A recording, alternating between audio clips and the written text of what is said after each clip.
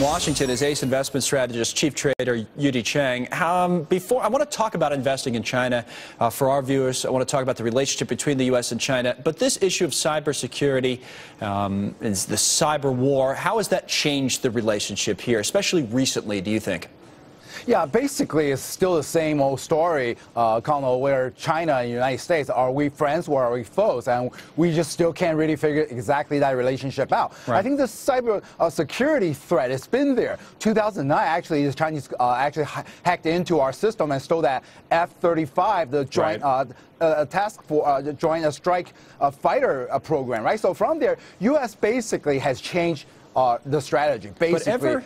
Ever since that story came out about the building in Shanghai, ever since that, and I don't think it's just us, but we've been more focused on it as well, but ever since that story came out, it seems like people are looking at China a little differently than they had. Even the people who had come out and said and been proponents of the economic opportunity over there, about investing in China, about how we need China, about how they need us, all that type of stuff, seems like there's a little bit of a different attitude. You don't sense that?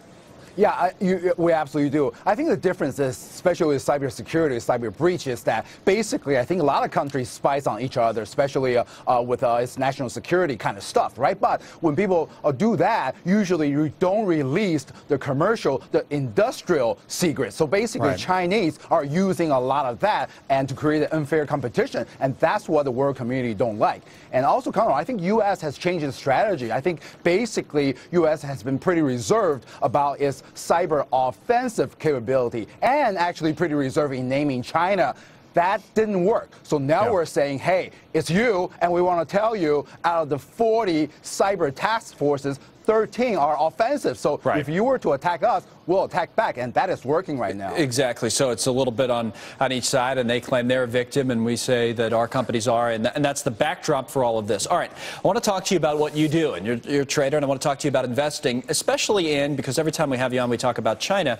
It's interesting because our stock market here, and we'll use Secretary Liu's trip there as a backdrop for all this, our stock market here has been doing great. We're showing a chart now, the S&P 500 against the Shanghai Composite. This is basically us versus them, United States versus China, and our stock market has been doing, well, a lot better. Why would maybe it'll change, but why would someone want to invest, given all the risks and everything else, why would someone want to invest in China as opposed to just having their money here at home in the United States? Can you make a case for it?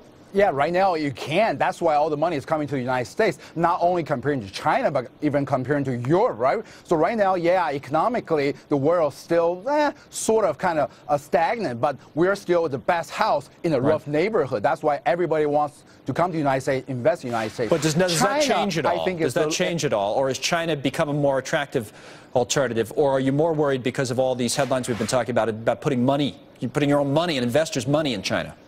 Yeah, I think China is more of a wild card. I think if it does work out, I think you'll probably get more return. But the United States is a little bit more stable. So it's a typical risk-reward type of scenario. So do you want to take more risk in order to achieve more return? Or do you want something that's a little bit more stable? If you're looking for stability, United States is actually the place to be over China. However, if you believe that, hey, when the world economy does recover and start to be a little bit more robust, China is probably going to re-lead again, and then you want to be in China a little bit more. So I think there's a little bit of risk-reward trade-off there. Yu-Dee Chang, always good to have you on from Ace Investments. Thanks a lot. Thank you.